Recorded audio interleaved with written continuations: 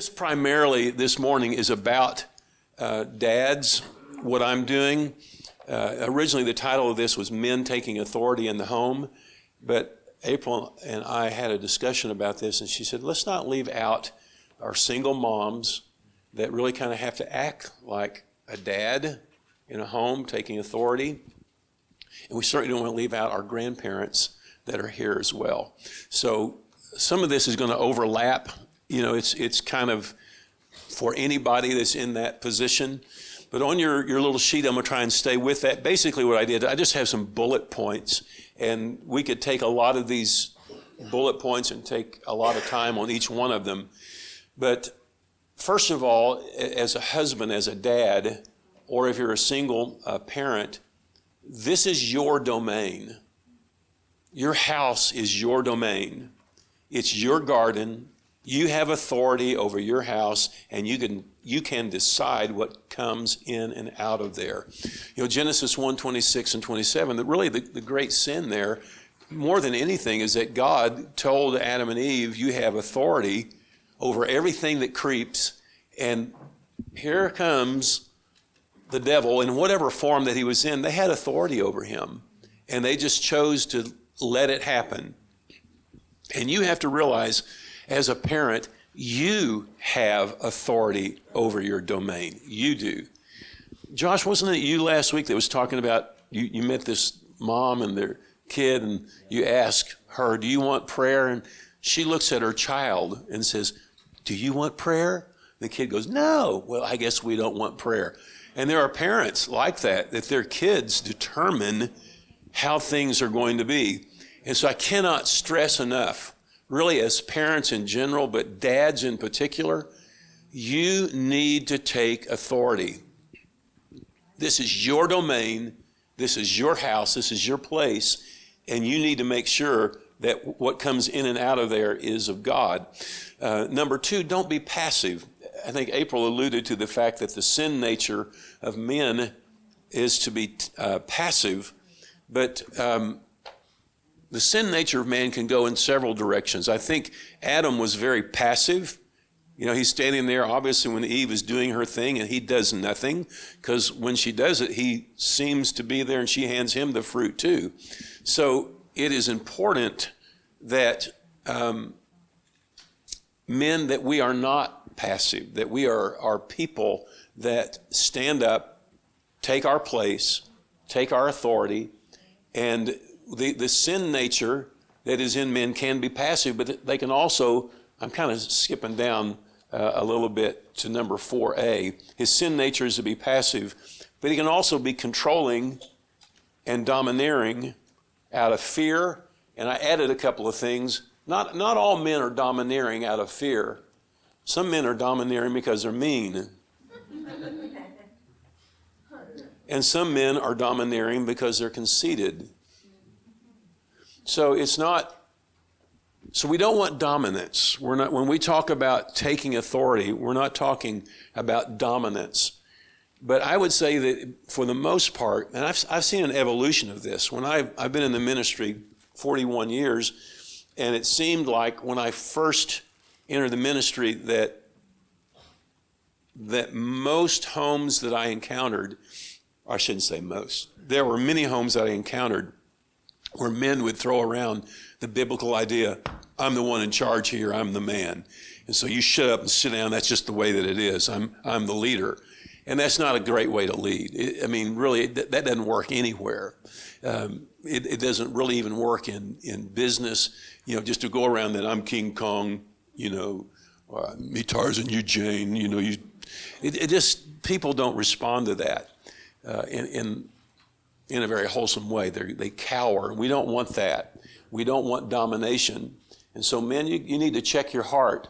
When you take authority and take the lead, what kind of a leader are you? It's not domination, but it is a servant attitude, that you're coming in there as a servant, but being forceful. We don't need panty waist men. We really, if there's anything that I do think that I see now, is I used to see men try to dominate, and now I just see men not doing anything. Just kind of, well, you know, whatever. And I find that there are many times women that won't let their husbands lead, and then they're mad because they're passive. So you can't have it both ways. You can't try to dominate your husband and then be angry with him because he gives up. Because a lot of men will just give up. They don't want to fight. They're not going to fight, so they give up. So I've kind of skipped a couple of things there. And so, ladies, you have to check yourself. When you say you want him to lead, do you really? Do you really? So, it's getting quiet here in this Presbyterian church. Number 3, in talking about taking authority, guys, let the Word of God be the dominant decision. This is number 3. Let the Word of God be the dominant decision on what will be thought, talked about. Create an atmosphere of the Word. It's up to you to take that authority. I believe, and this doesn't sit well with a lot of women, but I really do believe that men were created to lead. Yeah. Well, by man's very nature, they are created to be strong, to have strength. Women have something that I don't think that a lot of men a lot of times have, and that's that nurturing aspect. You know, that, and I kind of experienced this when I was a kid. You know, if I got hurt, my dad wasn't going, "Oh, son, come here." He was saying, "Get up, boy, you're going to be all right." "But my leg's broken, Dad. Come on, you can walk on it. It'll be all right." And then the mom comes along, "Oh, come here." And really, we need both. We don't want boys being raised up to be pansies. And I see in our culture today, I see because of the lack of fathers that are in homes, we see a lot of boys that are becoming much more effeminate than probably any culture that we've seen in recent times in America. They just are, and I hope that doesn't offend any young guys in here, but I'm just saying that it's not even your fault. It's because of the culture that we live in that it tends to create young guys that don't have some masculine qualities because there's not a dad there that they can emulate, that they can look to and follow. And it works both ways. I'll never forget my oldest girl, Jody. I saw her walking down the hall, and I was looking at her going, what an odd walk she has. And then I realized she's walking like me. And I don't know that girls ought to walk like their dad, but I'm just telling you that we do have influence. And so it is inherently in men, number 4, it is inherently in men to be strong and to rise up and to lead. And again, I know that's in our culture today. I'm not supposed to say that. You know, a lot of women are offended by that. But I believe that that is in us. We are leaders. Does that mean I'm saying that women can't lead? Well, let's not be absurd. Don't take this to the nth degree that pastor said men are leaders. That doesn't mean that women can't. But I'm saying in the home, men, by their design, they are to rise up. And I'm really appealing to men in this room. I'm not so much appealing for women to get down as much as I am for men to rise up. Because if you rise up, your wife is going to go with you if you don't treat her like some dish rag and, just say, you sit down there, you better listen to me. That is dumb. That is so dumb. You are a fool if you treat your wife like that. But give her something to follow. And the main thing that you can do is, first of all, create in your house that it's godly. It's godly. One of the problems in my house growing up is my dad was a masculine man, but he was a little passive. And my mom, some of you probably knew my dad passed away in 1988. So my mother was around. She lived here for a while, her last years. And she was a very smart woman, college educated. She graduated that other university Oklahoma State, at that time, Oklahoma State A&M, in 1942 or something like that. So, but she was college educated. She was a kind of a free thinker, but she loved God. And my whole life growing up, there's a lot of times I'd come home and she's on the sofa reading the Bible, or she's reading the Bible late at night. So it had a great influence on me. My dad, on the other hand, good man, hard worker, but he didn't really establish in our home that the Word of God is what we do, what we believe in. But my mother did. So someone needed to do it, but I'm saying, how much better would that have been for me as a young guy to think that being a Christian was a godly, masculine thing? And I didn't grow up like that. I grew up thinking, as perverse as this may sound, this is genuinely, honestly, what I thought. To be a masculine man, you need to be able to beat up people and have all the girls all the girls wanted you, and you could drink beer more than anybody else. Is that pretty sick, or is that just Oklahoma? I mean, it's just, but that's genuinely, honestly, it's what I really, genuinely, in my core, I believed. And it took Jesus to change that, because I thought that for too long. So, but part of that's coming from my dad. My dad was a great athlete, wrestler, softball player, and the men that he was around, I mean, he went bowling every Monday night, and so I'm there watching all these guys smoking cigars and bowling, and so anyway, but it's inherent in men to be strong, and we can establish godliness in a masculine strength. I believe that with all my heart. Number 5, men establish boundaries. In my home growing up, I have a little thing that says example, my home growing up. Because my dad was seemingly kind of passive, and my mom even commented on it. She said that she had someone tell her one time that, my dad's just kind of passive and you seem to run the show. And she said, actually, the way things work in our house is that your dad set boundaries. I knew what they were, and I never crossed them. And so my dad, must have been before I came along, established what he wanted. He wanted his wife to stay at home. She was a stay-at-home mom. This is what he expected. I mean, we had dinner at 5:15 every day. Breakfast in the morning, I didn't really like it that much. It was usually toast with some jelly on it. But things were set in such a way, and it was really my dad that set that boundary. And my mom knew what they were, and he gave her pretty wide boundaries. I mean, she joked one time, she said, my dad always gave her an allowance for the week. And one time she went to him, she said, I need more money, I'm out of money. He said, well, Evelyn, what did you do with that money? She said, I spent it on riotous living. Now give me some more money. So, anyway, so there were boundaries, and I think boundaries are important, and I think men, we need to do that. And please, ladies, I know most of the people in here are women. It makes it sound like I'm saying women can't do that. I'm just saying that usually in our culture today, men don't do that. Women do that. And I'm saying that men ought to do that, ought to take the initiative in it with their wives. Not just saying, okay, woman, let me tell you what we're going to do.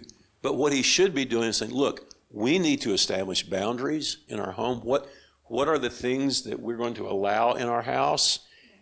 And let's talk about this. But usually it's the woman that does that. She says, you know what? There's chaos here. Can we fix this? And men ought to be the ones doing that, taking that initiative. Under number 5, setting boundaries, letter A, never let your children manipulate you. And you've got to catch this early, because honestly, kids by nature are manipulators. They're not stupid. They start figuring out pretty quickly, I can pit mom and dad against one another. They can learn this early.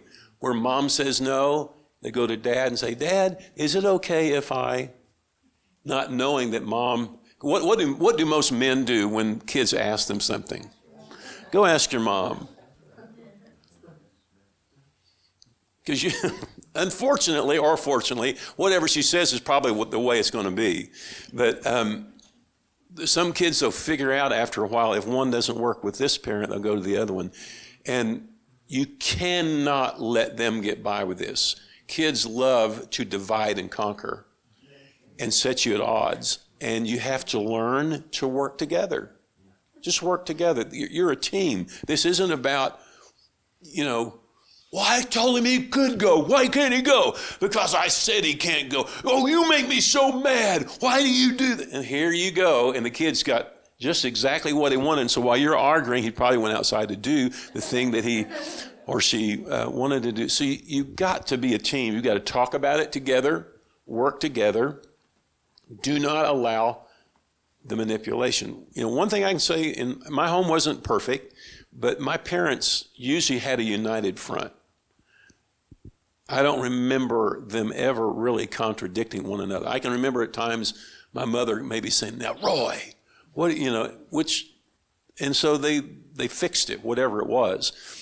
But it's important that if you are not, this is what I would say, if the two of you don't agree on something, you tell your kid, look, your mom and I don't know yet what we're going to do with this, but we're going to come back and let you know what we decide together, so that that kid knows that whatever you decide, you did that together, okay? That it wasn't just, mom coming back out, well, I guess your dad's going to win this one. And so, no. You somehow fix it together and work it out together and do your best. Sometimes, this all sounds good here, and I know that in life sometimes it doesn't work that easily, but do your best.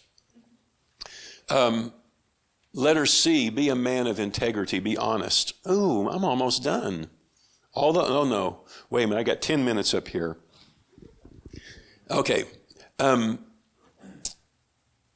Be a man of integrity, honest.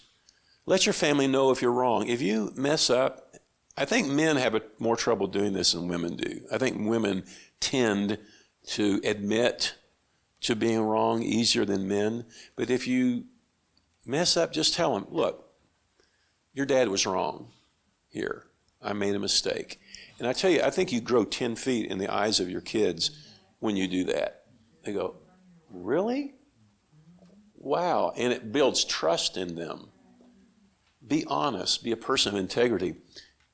Something on the negative side I saw, and this maybe doesn't sound that big to you, but I've never forgotten it. It's like I saw it yesterday.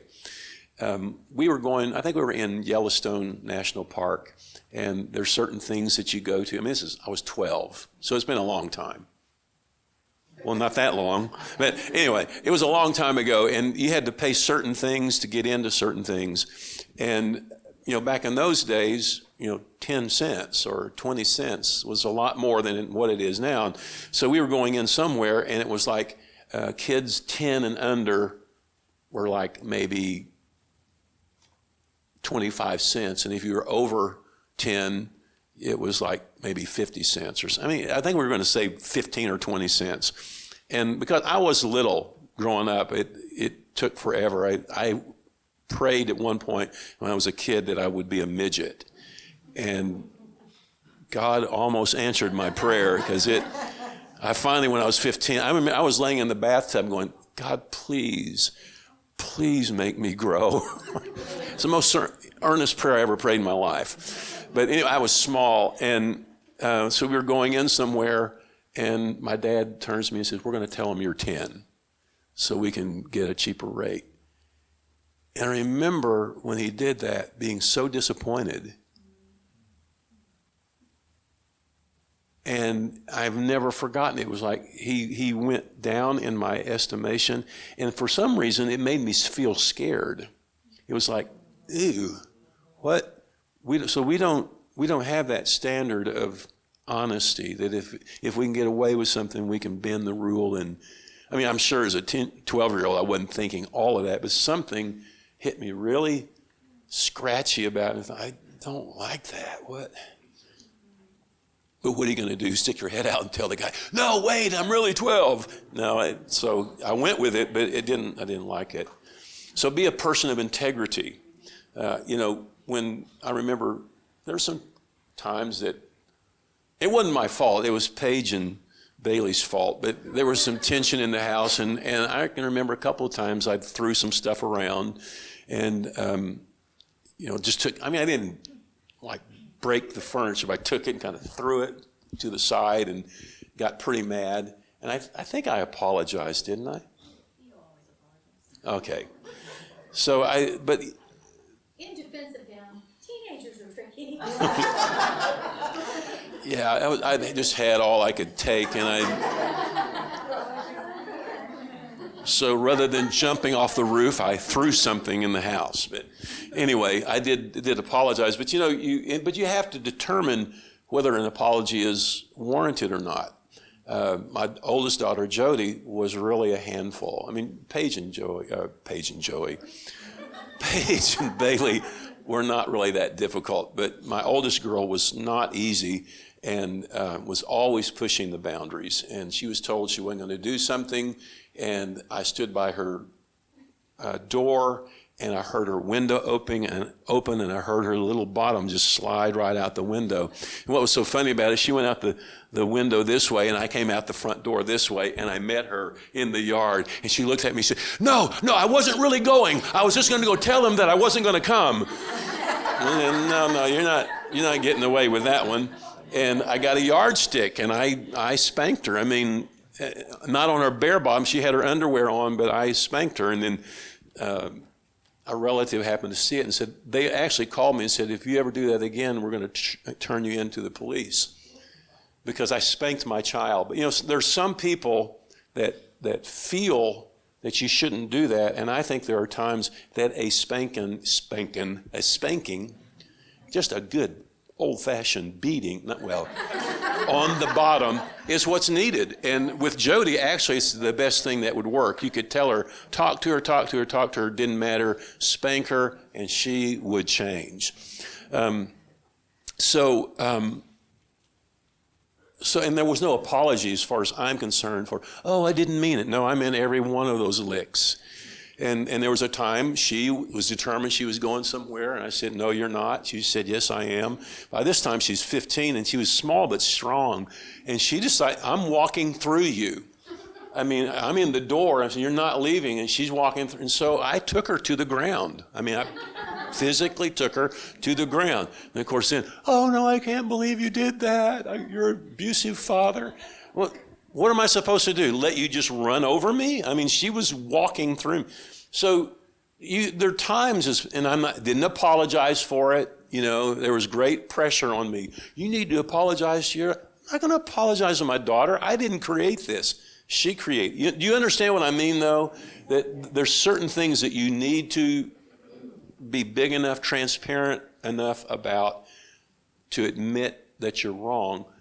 But you also need to stand up and realize there's times that you stand up and say, I am not apologizing to you because of your bad behavior and what consequences there were for you. And like April, I think you brought up earlier, follow through with, didn't you? Well, you've said it before, following through with consequences, and she's always been very good with that. Number 6, wives, let your husband lead. I've really kind of already talked about this. Some women fight for dominance and men give up. Then the women are upset because the men are passive and you're upside down. And it takes some faith. I realize that in some cases it's difficult for women to release that and to relinquish that because of the man, because he is passive. They're afraid. Women are afraid, if I relinquish this is not going to happen. And I mean, I'm being honest with you. Sometimes I don't have an answer for those things fully. It's easy for me to stand up here and say, you just need to submit and just let him. And sometimes it's not as easy to do that as me saying it up here. But I am telling you, by and large, if you will have faith and let the husband lead, many times he will rise up to another level. So if you need counseling over that after me saying it, you can call me and we'll set up a time with April to meet with you. Number 7, what will you allow? And men, what are you going to allow in your house? What you are designated as a leader, and so what are you going to allow there? What will you allow? I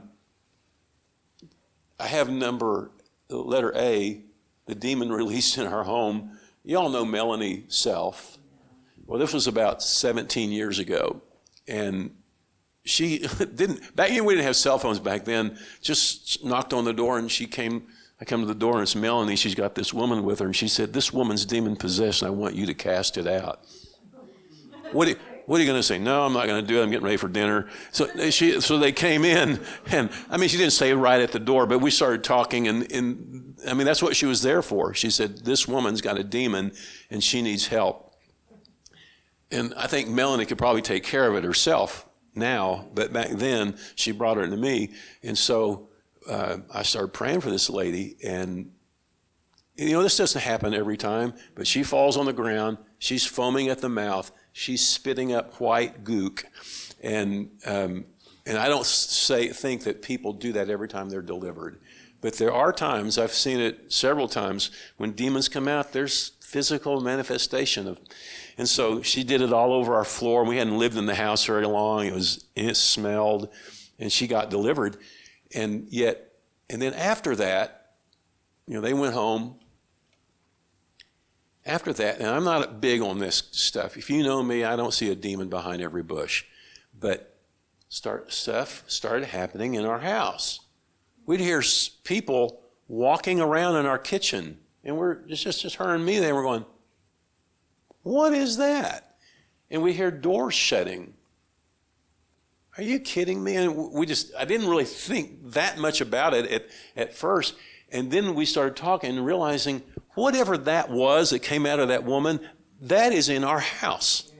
And boy, when I realized what that was, I got angry. I stood up and I said, you're not staying in this house. You filthy spirit. You're leaving in the name of... you can ask her. I tore into that thing when I realized what it was. And we're standing, and when I said that, we heard the door slam. Wham! Now, some of you may be saying, demons don't have to have doors to go through. I'm just telling you what happened. I'm not saying that demons have to have doors to get in and out of your house. But I'm saying in this case, this demon was making all kinds of noises, and when I cast it out, we knew it left. The door slammed, and we never heard that stuff again. What are you going to put up with? As men, what are you going to do? I really wanted you to share about the time, but I'm really out of time. But when April got sick and she was dying on the floor, and after we prayed and she gained her composure, I think I'm okay. I spent the next hour and a half circling the bed praying for her because I felt like I'm the man of the house here. This is my wife. She's not going to die, not on my watch. She's not dying when she's in her 40s. She's staying. And I spent an hour and a half praying until I felt a release. So men, you have to take that authority. What are you going to allow? Maybe if I can just squeeze this in real quickly, just say it. In Colossians 2:15, it talks about that principalities were destroyed by Jesus. If they've been destroyed, why would you ever let them in your house? Why would you let them stick around? You have to take that authority. Mark 16, Jesus said, these signs will follow them that believe. In my name, they'll cast out demons. If that's the first thing he said you should be doing as a man, is standing up against demonic powers and not allowing them to have any kind of precedence in your house. As a single parent, number 8, you establish, not your kids. Do not let them manipulate your emotions. We know sometimes as a single parent, you feel like, oh, they don't have a dad or their mom's not here, and you feel like you have to coddle. as hard as it may be, you have to stand up. Even though you may be a singular voice, you have to stand up. You set the boundaries. They don't. Do not let them, I don't have a dad. I don't have this. None of that. None of that. You're the dad and the mom. It's not easy. I'm not saying that it's easy. It's easier to live your life with both of you there. But if it's just you establish it, they don't. Period. That's just the way it is. If you have an ex, don't fight with them. Agree on what's acceptable. You may not get everything you want. When you have an ex and maybe they're going back and forth on the weekends and stuff, you don't always get what you want. Do your best to get along, but don't badmouth the kid's other parent. You might think I'm really doing something. Your dad, he was such a bum. How do you think that makes them feel? Do you think they're over going, yeah, Mom, I bet he was a no-count liar. That's who my dad was. You think that's really making them happy? Don't do it. It doesn't help them. It's not helping you. Just don't. And do your best to work out problems in private. And then lastly, grandparents, take the opportunity to impart. Don't just be, yeah, you come over here. Yeah, I know your mom doesn't let you have suckers and gum and chocolate before supper, but you're at Granny's house. Don't do that stuff. Don't do that stuff. Whatever, and you may not like it, you may not even agree, but whatever your kids deem that they want to raise their children this way, you go along with that. You don't get to be Granny and Grandpa when they're there and just annihilate everything that they're trying to establish in their house, and then you're mad because they're mad. Don't do that. It's on you. You have an opportunity to help support, and I'm not talking about sin, but I'm talking about you have an opportunity to support what is happening in their home. And also, again, grandparents, you set boundaries. You set boundaries when those kids are with you. And yeah, there is a part of it. There is, I'm Granny, I'm Geepaw, I'm Geema, and there's that fun part. But you also, this is a great time to teach and to train and to impart to your grandkids. And I know I went over time. I'm a bad person. But I think we're done. And if there's questions that you've got, especially with the media people, it seemed like you had some thoughts there that you wanted to ask about. So, yeah. Okay, we just appreciate you coming, and let's not belabor the ending here because the people have been with your kids for a couple hours, so let's go get them and deliver them. And if you have questions, get your kids and then meet with us for questions. Father, thank you for this day and for what you're establishing. In Jesus' name, amen.